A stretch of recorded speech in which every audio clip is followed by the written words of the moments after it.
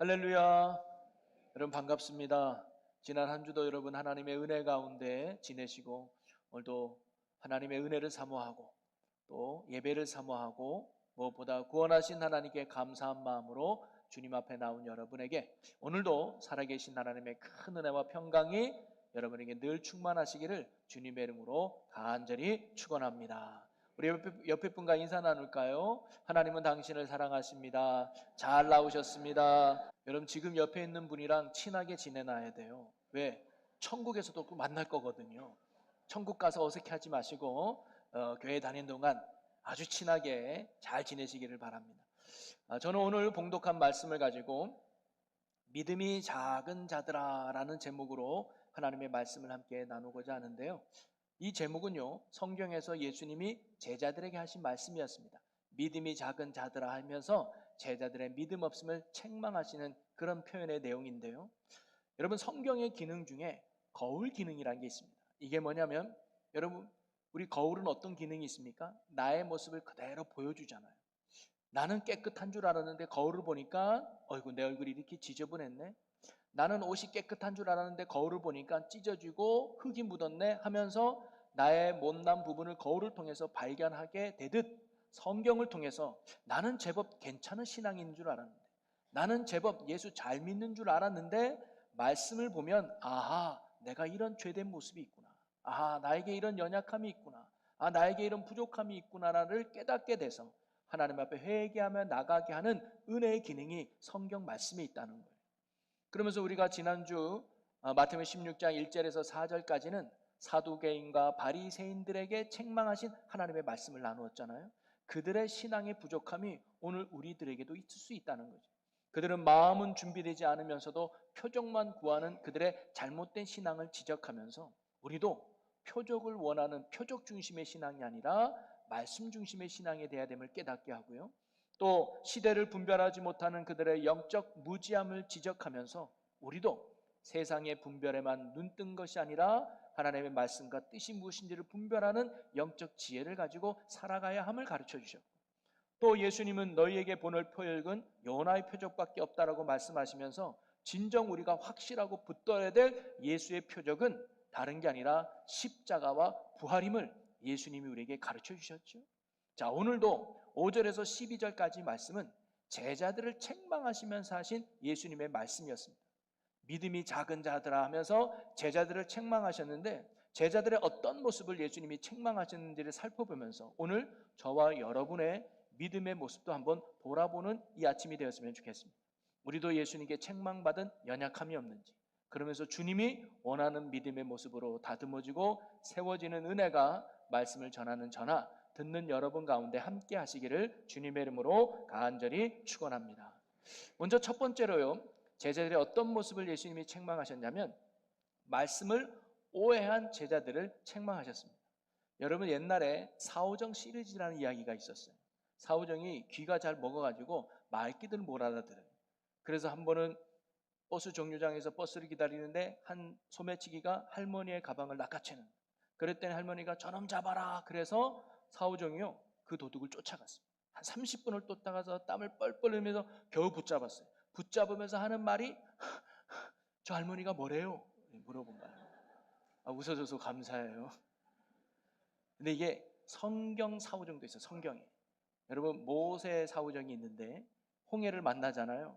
그래서 하나님이 그랬더니 손을 홍해를 향해 뻗어라 그러잖아. 그랬더니 모세가 잘못 들어가지고 여러분 하나님이 홍해를 7바퀴 돌라고 하십니다. 그런 웃자고 한 얘기가 있어요. 감사해요. 네. 하나 더 있는데 안 하도록 하겠습니다. 제가 이 얘기하는 건 뭐냐면 듣는 게 중요한 게 아니라 잘 들어야 되잖아요.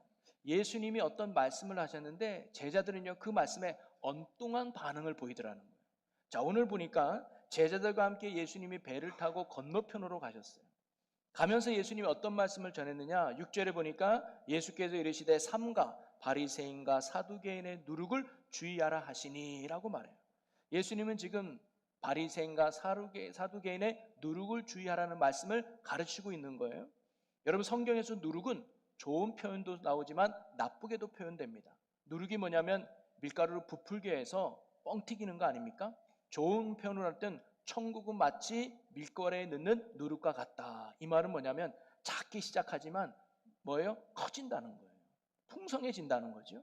그러나 나쁜 표현으로는 바로 사두개인과 바리새인들의 말할 때 누룩을 주의하라 그래요. 그럼 그들의 누룩은 뭐냐? 누가복음 12장 1절에 보니까 그동안에 무리 수만 명이 모여 서로 밟힐 만큼 되었더니 예수께서 먼저 제자들에게 말씀하여 이르시되 바리새인들의 누룩 곧 외식을 주의하라. 그들의 외식이 곧 누룩이라는 거예요. 여기서 외식은 밖에 나가서 식사하는 외식이 아니라 원어로 보면 연기하다라는 의미가 있습니다. 연기자가 외식하다. 즉 속마음은 전혀 그렇지 않은데 겉으로 그런 척하는 게 외식이라는 거예요. 즉 바리새인과 사두개인은 하나님을 정말로 사랑하지 않으면서 사랑하는 척 보이는 거예요. 이웃을 사랑하지 않으면서 이웃을 사랑하는 척 겉모습만 뻔짓하게 하는 게 바리새인과 사두개인들의 신앙의 모습이었습니다. 하나님은 그런 신앙을 싫어한다고 말씀하고 있는 거예요. 하나님은 언제나 우리의 중심을 보시는 분이시지 우리의 겉모습이나 외식하는 모습을 즐겨하는 분이 결코 아니라는 겁니다. 사람에게 잘 보이려고 외형적인 중심의 신앙에서 벗어나서 우리의 중심을 보시는 하나님을 바라보며 마음과 중심이 바로 선 신앙생활을 할 것을 예수님이 제자들에게 가르치고 계셨다는 거예요. 여러분, 오늘도 우리가 외식하는 신앙에서 벗어나서 하나님 앞에 중심이 바로 선 신앙생활을 할 수 있는 우리 모두가 되기를 주님의 이름으로 간절히 축원합니다. 예수님이 이렇게 바리새인과 사두개인의 외식하는 껍데기직 신앙을 주의하라고 말씀하셨는데 이 말씀을 들은 제자들의 반응은 어땠는가? 우리 7절 말씀을 다시 한번 보겠습니다. 제자들이 서로 논의하여 이르되 우리가 떡을 가져오지 아니하였도다 하거늘. 지금 예수님은 너네는 외식하는 자가 되면 안 돼. 너희는 바리새인의 누룩을 조심해야 돼. 라고 영적인 말씀을 증가하고 있는데 제자들은 지금 무엇을 생각하고 있는 거예요? 육적인 떡을 생각하고 있다는 거예요. 야, 우리가 떡 가져오는 것을 깜빡 잊었구나. 이러다가 우리가 하루 종일 굶는 거 아니야 라는 염려를 제자들이 했다는 겁니다. 이는 예수님의 가르침과는 전혀 다른 생각을 지금 제자들이 하고 있다는 거 아니겠습니까? 예수님은 영적인 일을 전하는데 제자들은 육적인 일을 생각하고 있다는 거예요. 그러면서 우리가 제자들의 이러한 모습 속에서 발견할 수 있는 깨달음은 뭐냐면 여러분 듣는 것도 중요하지만 더 중요한 건 잘 듣는 것이 중요하다는 거예요. 우리가 말씀을 듣는 것도 중요하지만 말씀을 잘 듣는 것이 더 중요하다. 예배를 드리는 것보다 중요한 건 예배를 잘 드리는 거예요. 기도하는 것보다 중요한 건 기도를 잘 드리는 것이 중요하다는 겁니다. 그러기에 우리의 신앙생활에서 중요한 건 겉으로 보여지는 것이 아니라 항상 우리의 마음과 중심의 자세가 중요하다는 거예요. 여러분 사람은요 어디에 마음이 있고 어디에 관심이 있느냐에 따라서 듣는 것과 보는 것이 달라질 수 있습니다. 아직 제자들의 관심은요 육적인 것에 더 많이 마음이 빼앗기고 있었습니다. 하나님의 뜻보다는 자신의 뜻이 더 중요했고 하나님의 마음보다는 자신의 마음이 더 중요했고 하나님이 원하시는 것보다는 자신이 원하는 것이 더 중요했던 것이 사실 제자들이었습니다. 그러다 보니까 예수님의 이러한 귀한 말씀을 들어도 영적인 일을 생각하기보다는 자신의 일, 육적인 일을 먼저 생각하는 연약함을 보였던 것이 제자들의 모습이었습니다. 여러분, 오늘 우리에게는 이와 같은 제자들의 모습은 없습니까? 육적인 일에는 많은 관심을 갖는데 영적인 일에는 무관심하는 우리의 연약함은 혹시 없습니까? 교회에 나와서 예배를 드리고 있고 설교 말씀도 듣고 있는데 우리의 마음과 관심은 하나님을 향해 있기보다는 세상을 향해 있는 우리의 마음은 더 없습니까? 귀로는 말씀을 듣고 있는데 눈으로는 성경을 보고 있는데 우리의 마음과 관심은 온통 세상에 빠져 있는 우리의 연약한 모습은 없습니까? 그런 마음과 관심이 있다면 그 말씀이 우리 안에 들어오지 못하고 그 말씀이 우리 안에 생명력을 발휘하지 못한다는 거죠. 그래서 성경은 우리에게 이렇게 가르쳐 줍니다. 로마서 5장 5절에서 6절 우리 같이 읽어보겠습니다. 육신을 따르는 자는 육신의 일을, 영을 따르는 자는 영의 일을 생각하나니 육신의 생각은 사망이요 영의 생각은 생명과 평안이니라. 아멘. 여러분, 우리가 제자들처럼 육적인 것에 관심 있고 육신의 일을 따르는 어리석은 자가 아니라 이제 구원받은 성도로서 하나님의 일, 영적인 일을 생각하고 영적인 일을 따를 수 있는 믿음의 모습이 저와 여러분의 삶과 믿음의 모습이 되기를 주님의 이름으로 간절히 축원합니다. 그럴 때 하나님으로부터는 생명과 평안이 우리의 삶에 넘치게 된다는 거죠. 또 하나 예수님께서 제자들을 책망한 내용은 뭐냐면 떡 없는 것으로 걱정하는 그들을 책망하셨습니다. 이는 눈앞에 있는 문제 때문에 근심하며 걱정하는 제자들을 책망하신 거예요. 자, 8절 말씀을 같이 읽어보겠습니다. 예수께서 하시고 이르시되 믿음이 작은 자들아 어찌 떡이 없으므로 서로 논의하느냐. 예수님께서 믿음이 작은 자들아 책망하면서 어찌 떡이 없는 것 때문에 의논하고 있느냐라고 예수님이 말씀하신 거거든요. 여기서 의논하다는 말은 서로 상의하다, 나아가서 뭐냐, 이것 때문에 염려하고 걱정하다는 거예요. 즉 예수님의 이 질문의 내용은 뭐냐면 어찌 떡이 없는 것 때문에 너희들 걱정하고 있느냐라고 예수님이 혼을 낸 말씀이란 말이에요. 그러면서 예수님은 9절 10절에는 어떤 말씀이 이어지느냐, 너희들이 기억하지 못하느냐, 떡 5개로 5,000명을 먹이고 몇 바구니를 남겼느냐, 떡 7개로 4,000명을 먹이고 몇 강주리를 남겼는지 너희들 기억하지 못하느냐라고 예수님이 물어봐요. 여러분, 이 물음의 의미는 뭘까요? 정말 예수님이 얼마 남겼는지 몰라서 물어봤을까요? 그렇지 않습니다. 내가 지극히 적은 떡으로도 수많은 사람들을 배불리 먹인 것을 너희들이 알면서도 너희는 어찌 지금 떡 없는 것 때문에 그렇게 염려하며 근심하고 있느냐라고 예수님이 말씀하신 겁니다. 제자들이 떡 가져오는 것을 잊고 안 가져올 수도 있죠. 떡이 없을 수도 있습니다. 그러나 떡이 없는 것과 그것 때문에 걱정하는 것은 완전히 다른 이야기입니다. 지금 제자들 앞에는 예수님이 계셨습니다. 5병이어로 5,000명을 먹이고 12바구니를 남기셨던 분, 7병으로 4,000명을 먹이고 7강주리를 남긴 예수님이 지금 눈앞에 계시는 거예요. 그런데도 제자들은 이렇게 작은 양으로도 수많은 사람을 배불리 먹이신 예수님이 계셨음에도 불구하고 그들은 지금 손에 떡이 없는 것 때문에 걱정하고 염려하고 있었다는 거예요. 이것을 예수님께서 안타까워 여기면서 이 믿음이 작은 자들아 하며 그들을 책망하셨다는 거예요. 이것은요, 왜 너희는 나를 보지 못하고 눈앞에 있는 문제만 바라보느냐라고 예수님이 말씀하신 것과 같아요. 사실 제자들이 문제 앞에 걱정하고 불안했던 이유는 뭐냐면 그들의 시선이 잘못되었기 때문입니다. 그들은 자신들을 배불리 먹이신 예수님을 바라보지 못하고 자신의 손에 없는 떡을 바라보았기 때문에 염려하고 걱정하고 불안했던 거예요. 여러분, 이스라엘 땅에 골리앗이 쳐들어왔습니다. 그런데 사울 왕을 비롯한 모든 이스라엘 백성들은 골리앗 앞에 두려워 벌벌 떨었습니다. 왜일까요? 골리앗이 들고 있는 창과 칼을 바라보았더니, 그리고 그 키를 보았더니 그 골리앗 앞에 자신들은 너무나 연약한 존재였기 때문에 결코 이길 수 없다는 두려움에 그들은 골리앗 앞에 벌벌벌 떨었던 거예요. 한마디로 골리앗을 바라보니까 두려웠던 거예요. 그런데 여러분, 다윗은 어땠습니까? 그는 결코 골리앗 앞에 두려워하지 않았습니다. 골리앗을 겁내지 않았습니다. 이유가 뭘까요? 결코 다윗이 힘이 있거나 골리앗보다 키가 크거나 골리앗보다 더 좋은 무기를 가진 게 결코 아닙니다. 시선이 달랐기 때문입니다. 다윗은 하나님을 바라보았기 때문이죠. 그래서 사무엘상 17장 45절에 우리가 너무 잘 아는 말씀의 고백이 있죠. 우리 함께 고백해 봅니다.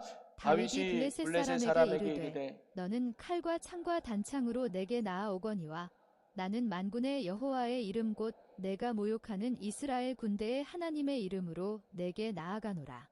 아멘. 그는요, 골리앗의 칼을 보지 않았습니다. 골리앗의 높은 키를 보지 않았습니다. 그는 골리앗의 칼과 창과 키를 넘어서 불가능을 가능케 하고 불의를 멸하시고 정의를 이루시는 전능하신 하나님을 다윗은 바라보았다는 거예요. 이처럼 하나님을 바라보니까 다윗에게 있어서 골리앗은 전혀 두려운 대상이 아니었던 것이죠. 여러분, 믿음은 한마디로 말하면 시선입니다.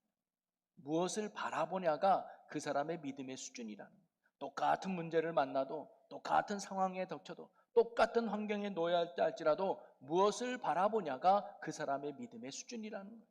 여러분, 우리가 문제에 집중하면 하나님은 한없이 작아 보입니다. 그러나 우리가 하나님께 집중하고 하나님을 바라보면 문제는 점점 작아지게 될 줄로 믿습니다.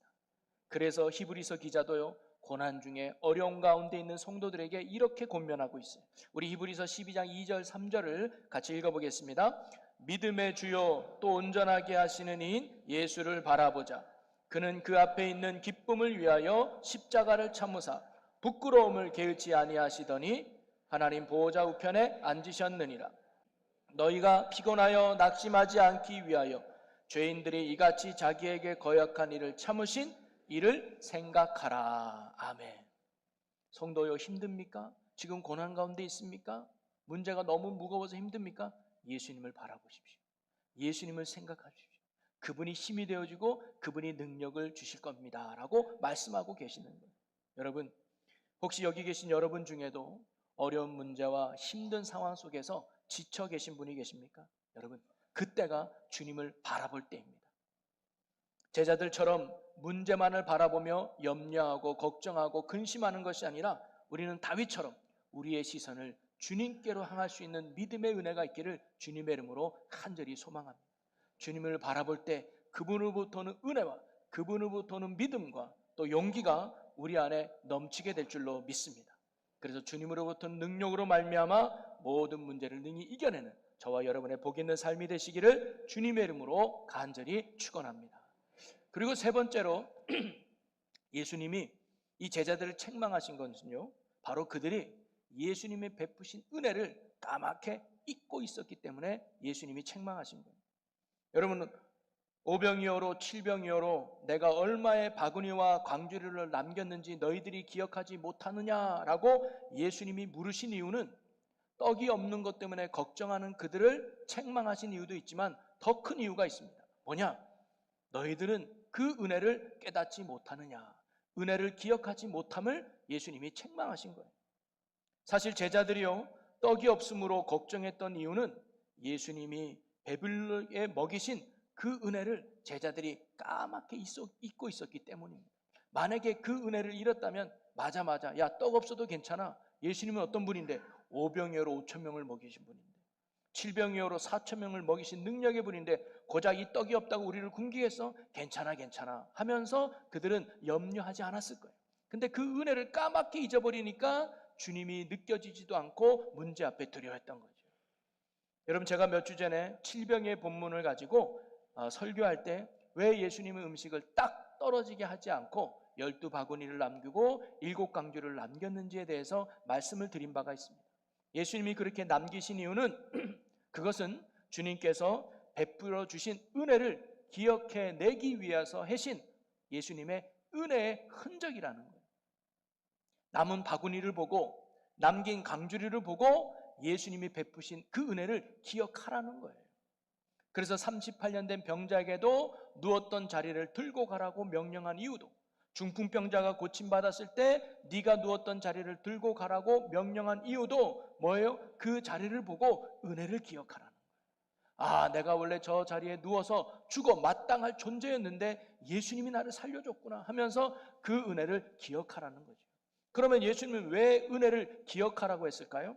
그래야 예수님을 잃어버리지 않기 때문입니다. 그래야 예수님을 바라볼 수 있기 때문입니다. 그래서 우리가 매일 예수님을 잊어버리지 않고 예수님을 붙드는 믿음으로 살아갈 수 있는 비결은 어디에 있느냐? 바로 우리가 매일 주님의 은혜를 기억하며 감사하는 데 있는 줄로 믿으시기를 바랍니다. 어제 베푸신 은혜를 오늘 감사할 때 우리는 오늘 새로운 은혜를 주신 주님을 붙들고 믿음으로 살아갈 수 있다는 거예요. 그래서 하나님은 이스라엘 백성이 가나안 땅에 들어가서 지켜야 될 세 가지 절기를 말씀하신 이유가 바로 여기에 있습니다. 애굽에서 구원하신 은혜를 기억하며 유월절을 지키고, 첫 열매를 거두게 하신 것을 감사하며 맥주절을 지키고, 모든 수확을 거두게 하신 하나님의 은혜를 기억하며 수장절을 지키라고 하신 핵심이 뭐냐? 하나님이 베푸신 은혜를 잊지 말라는 거예요. 그럼 왜 잊지 말라고 하셨을까요?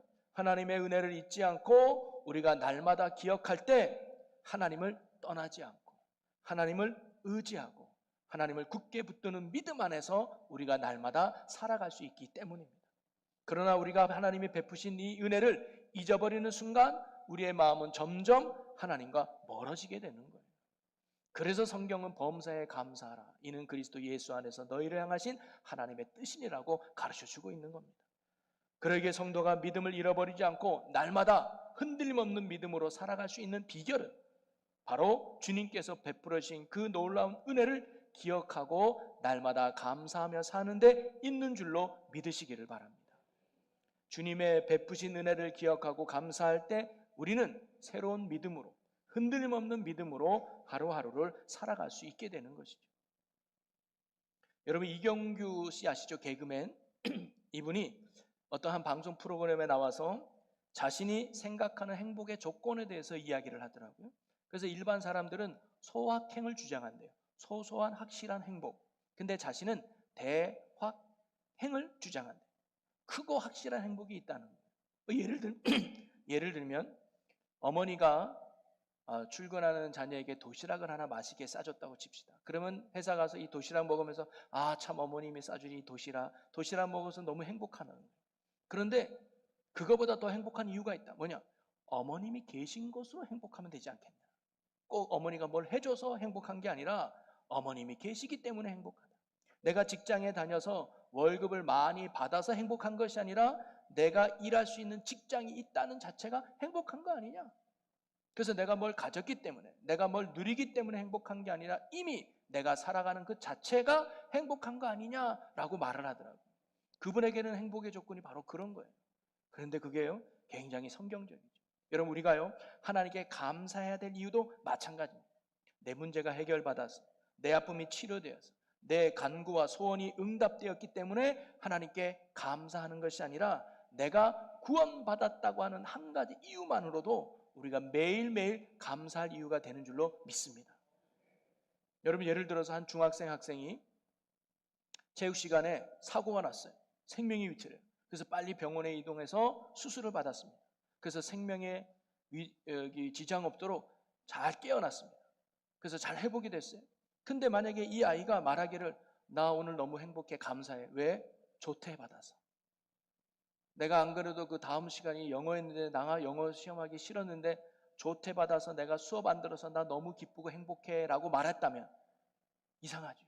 지금 그 아이가 감사해야 될 내용이 뭘까요? 죽었다가 살아나. 내가 죽지 않고 살았다는 것이 감사한 거 아닙니까? 그게 그 아이에게서 정말로 중요한 감사 아닐까요? 여러분, 구원받은 우리도 마찬가지입니다. 이 땅에서 사소한 것 때문에 감사하는 자들이 아니라 우리는 십자가의 은혜로 구원받은 것이 가장 중요한 감사의 내용이고 이유가 돼야 될 줄로 믿습니다. 이거 하나면 되는 거 아니겠습니까? 병고침 받지 않아도, 내 문제가 해결되지 않아도, 사실 내가 원하는 것이 이 땅 가운데 이루어지지 않아도 우리가 매일매일 감사할 수 있는 이유는 구원의 감사예요. 오늘 성경이 우리에게 범사에 감사하라고 할 때 그 내용은 뭐냐면 바로 십자가의 은혜 때문입니다. 여러분, 저와 여러분이 날마다 십자가의 사랑과 은혜 안에서 감사를 고백하며 매일매일 예수 그리스도를 붙드는 믿음 안에 승리하는 삶을 사는 저와 여러분 모두가 되기를 주님의 이름으로 간절히 축원합니다. 말씀을 정리하겠습니다. 오늘 예수님은요, 제자들을 향해서 믿음이 작은 자들아 라며 책망을 하셨습니다. 오늘 예수님이 제자들을 책망한 이유는요, 그들이 영적인 것엔 관심이 없고 육적인 것에 관심이 많아서 예수님의 그 말씀을 오해했기 때문입니다. 또 그들의 시선이 예수님을 바라보지 않고 내 눈앞에 있는 문제에만 집중했기 때문에 예수님이 책망하셨습니다. 그리고 이러한 그들의 불신함의 근본적인 원인은 예수님이 베푸신 놀라운 은혜를 그들이 잊어버렸기 때문입니다. 여러분, 오늘 우리에게는 이런 연약한 모습이 없습니까? 만약에 그런 모습이 있다면 이 제자들의 책망하신 말씀을 거울 삼아서 우리가 믿음 없는 자가 아니라 믿음 있는 자로 살아갈 수 있는 은혜가 오늘 저와 여러분 모두에게 있기를 주님의 이름으로 간절히 축원합니다. 그래서 우리가 육신을 생각하며 육신의 일을 따르는 자가 아니라 이제는 영의 일을 생각하며 영을 따를 수 있는 신앙의 성숙함이 오늘 저와 여러분 모두에게 있기를 주님의 이름으로 간절히 소망합니다.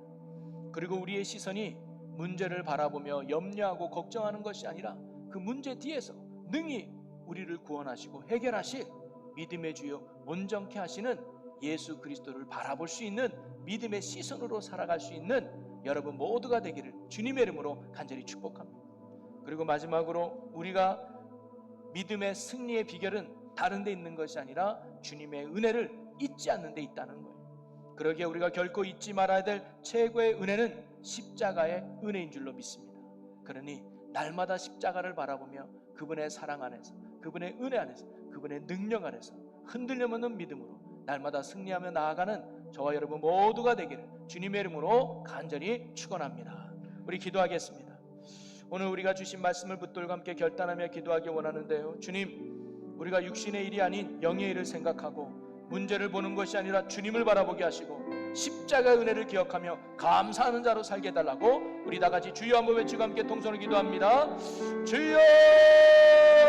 주님, 우리가 믿음 없는 자로 살지 아니하고 믿음 있는 자로 살아가기를 원합니다. 우리가 제자들처럼 육신의 일을 생각하는 자가 되지 않게 하여 주시고 영의 일을 생각하는 자가 되게 하여 주시고 문제를 바라보며 염려하는 자가 아니라 주님을 바라보며 담대한 자로 살게 하여 주시고 우리가 십자가의 은혜와 사랑을 바라보며 날마다 함께 하시는 주님을 붙들고 흔들림 없는 믿음으로 승리하는 하나님의 자녀들 되게 하여 주시옵소서. 그래 이 땅 가운데 하나님의 위대함을 나타내는 믿음의 영혼들이 되게 하여 주시옵소서. 주님 이끄심을 감사합니다. 성령의 온전히 주관하시고 인도해 주시옵소서.